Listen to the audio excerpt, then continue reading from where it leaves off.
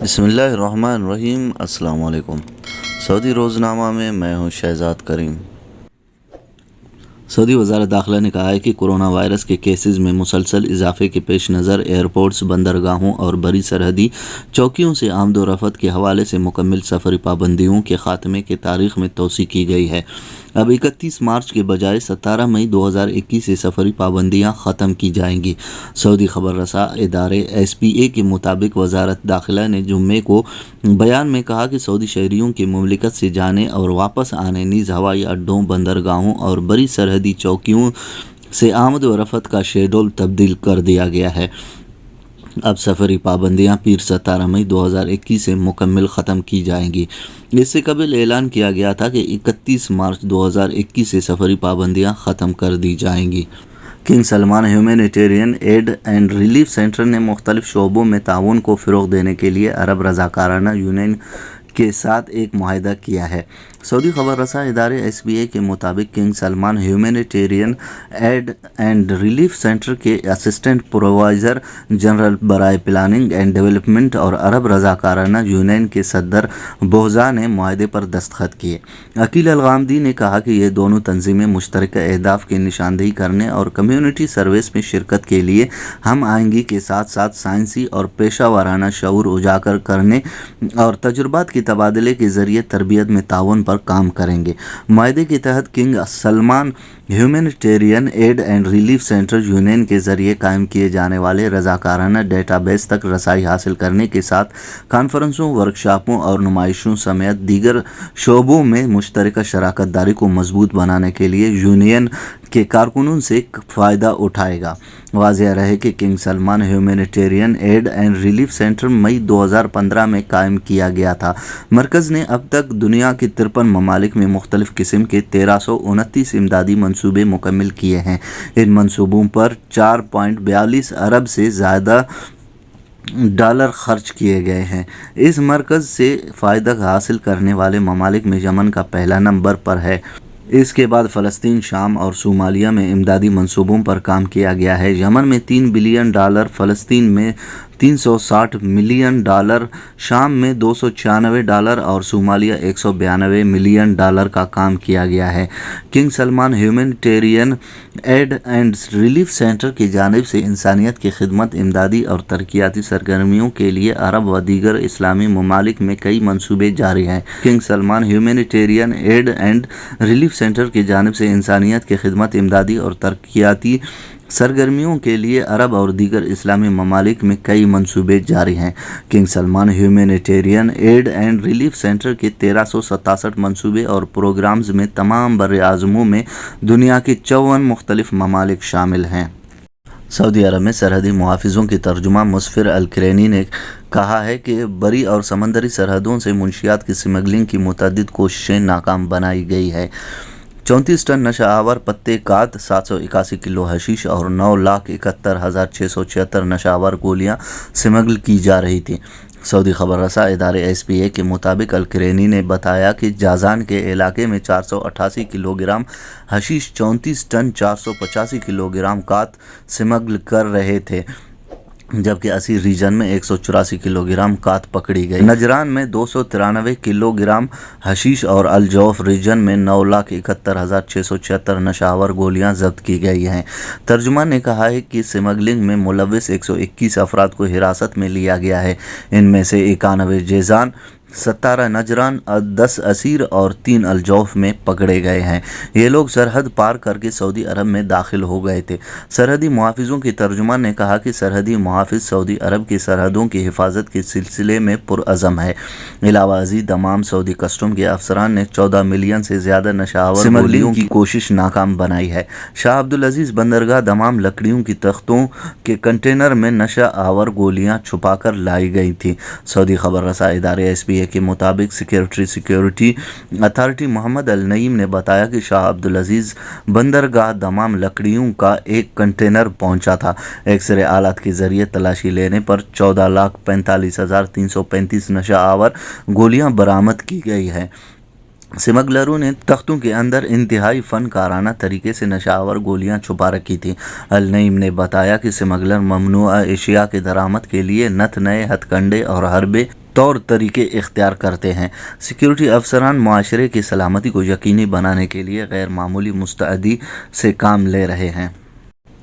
فرانسیسی صدر Immanuel Macron نے جمعے کو کہا ہے کہ جوہری معاہدے پر ایران کے ساتھ مذاکرات بہت سخت ہوں گے۔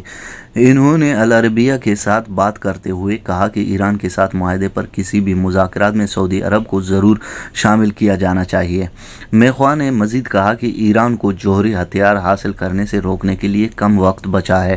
فرانسیسی صدر نے مزید کہا کہ تہران کے ساتھ 2015 کے معاہدے میں علاقائی طاقتوں سے رجوع کیے بغیر جو غلطیاں ہوئیں ان سے گریز کرنا چاہیے۔ العربیہ کے ساتھ ایک طویل انٹرویو میں صدر میخواں نے کہا کہ لبنان کی حکومت کرپشن اور خوف کی وجہ سے مشکل میں تھی اور بنیادی مسائل کے جائزے کے بعد وہ اس ملک کا تیسرا دورہ بھی کریں گے۔ سعودی عرب کے وزیر اسلامی امور و دعوت رہنمائی شیخ ڈاکٹر عبداللطیف آل شیخ نے مساجد کے منتظمین کو ہدایت دی ہے کہ وہ کورونا وبا سے بچاؤ کے لیے مقرر SOPs کی نمازیوں سے پابندی کرائیں۔ سبق ویب سائٹ کے مطابق وزیر اسلامی امور نے ہدایت کی کہ جانوں کی حفاظت اسلامی شریعت کے بنیادی ہدایت میں سے ایک ہے۔ جانوں کی سلامتی کو خطرہ لاحق نہیں کیا جا سکتا اور کوئی بھی شخص اس کا مجاز نہیں ہے۔ آل شیخ نے ٹویٹر پر بیان میں کہا کہ سعودی عرب نے کورونا وائرس کے نئے مصدقہ کیسز کی تعداد میں اضافے سے متعلق وزارت صحت کے بیان پر مملکت بھر میں مساجد کے تمام منتظمین سے کہتا ہوں کہ وہ ہر نماز کے بعد نمازیوں کو تاکید کریں کہ کورونا وائرس سے بچاؤ کے لیے مقررہ حفاظتی تدابیر کی سختی سے پابندی کریں۔ وزیر اسلامی امور نے یہ بھی کہا کہ یہ سب کے لیے بڑی ذمہ داری ہے کہ اسلامی شریعت نے جانوں کی حفاظت کی بڑی تاکید کی ہے۔ صحت و سلامتی کے امور میں لاپرواہی خطرات سے دوچار کر سکتی ہے۔ وزیر اسلامی امور کا کہنا تھا کہ نمازیوں کی رہنمائی اور آگاہی مذہبی اور قومی فریضہ ہے۔ یہ حقیقت بھی مد نظر رہے کہ ہماری حکومت وبا سے نمٹنے کے لیے سر توڑ کوشش کر رہی ہے۔ یاد رہے کہ وزارت اسلامی امور مملکت بھر میں 1 لاکھ سے زیادہ مساجد کے انتظامات دیکھ رہی ہے اور وہ کورونا سے بچاؤ کے لیے SOPs کی پابندی کرا رہی ہے۔ سعودی وزارت صحت نے کورونا ویکسین کی فراہمی میں تاخیر پر نیا شیڈول جاری کیا ہے۔ ریاض، جدہ، مشرقی ریجن اور مدینہ منورہ ویکسین سینٹر کی جانب سے ویکسین کی دوسری خوراک کی سابقہ تاریخیں تبدیل کی گئی ہیں۔ اخبار 24 کے مطابق وزارت صحت نے بیان میں کہا ہے کہ دوسری خوراک پہلی خوراک کے 6 ہفتے بعد تک لی جا سکتی ہے۔ ماہرین صحت اور ڈاکٹروں نے اس کی تائید کی ہے۔ سعودی وزارت صحت کا کہنا ہے کہ ویکسین کی دوسری خوراک کے اوقات میں تبدیلی بحالت مجبوری کی گئی ہے۔ مشکل یہ ہو رہی ہے کہ ویکسین بنانے والی کمپنیاں ویکسین کی فراہمی کے سلسلے میں دی جانے والی تاریخوں میں مسلسل رد و بدل کر رہی ہیں۔ وزارت صحت کا کہنا ہے کہ ویکسین تیار کرنے والی کمپنی فائزر نے کہا ہے کہ وہ 15 فروری سے باقی ماندہ ویکسین کی فراہمی شروع کر دے گی۔ کمپنی کی جانب سے یہ نئی تاریخ دی گئی ہے۔ کمپنی کئی ملکوں کو ویکسین مقررہ وقت پر برآمد نہیں کر سکی ہے۔ بیان میں وزارت صحت نے مزید کہا کہ اس سے قطع نظر کورونا ویکسین کی قومی مہم جاری رہے گی۔ مملکت کے تمام علاقوں میں ویکسین سینٹر کھولنے کا سلسلہ برقرار رہے گا۔ سعودی شہریوں اور مقیم غیر ملکیوں کی صحت و سلامتی کی تحفظ اور کورونا وائرس کو پھیلنے سے روکنے کی کوششیں پوری قوت کے ساتھ جاری رہیں گی۔ سعودی محکمہ ٹریفک نے کہا ہے کہ ٹریفک خلاف ورزیوں کی صورت میں ڈرائیونگ لائسنس کی تجدید نہ ہوگی اور نہ گاڑی کی ملکیت کی کارروائی کی جا سکے گی۔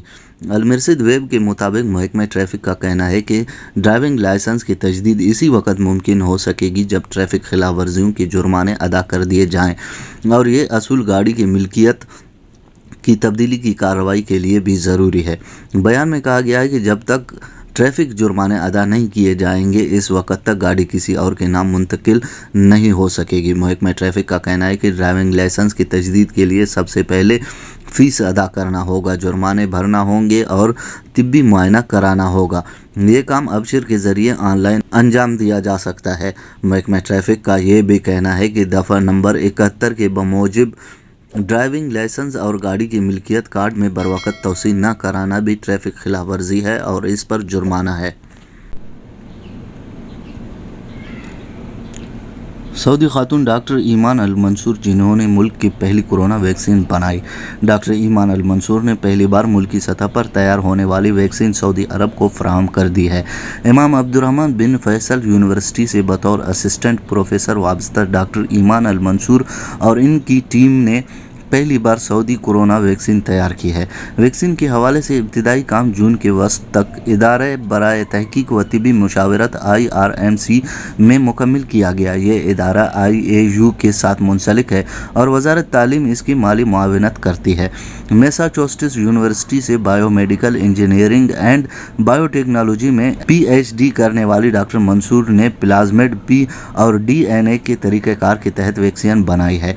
यह तरीक़ेकार अपने कुछ ऐसे फ़वाइद के लिए मशहूर है जिनमें मजबूत बनावट, आला हिफाजती प्रोफाइल और थर्मल इस्तेहकाम शामिल है। mRNA तरीक़ाकार के बरअक्स जिसको फाइज़ और मॉडर्ना वैक्सीन के लिए इस्तेमाल किया गया, जिनको इंतहाई कम दर्जा हरारत पर रखने की ज़रूरत होती है, जबकि pDNA तरीक़ाकार दर्जा हरारत के लिहाज से ज़्यादा मुस्तहकम है।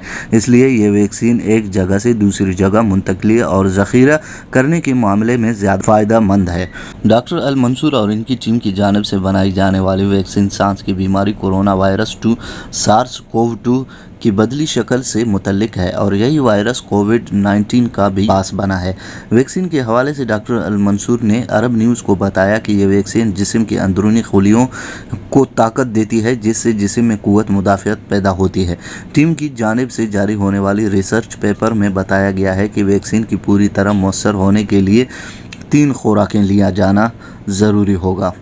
सऊदी अरब की इस वैक्सीन को अगले मरहले तक ले जाने से कबिल मुतल्लिका हुकाम की जानिब से मंजूरी ली जाएगी। आपने हमें अपना कीमती वक्त दिया, बहुत बहुत शुक्रिया। अस्सलामु अलैकुम व रहमतुल्लाहि व बरकातहू।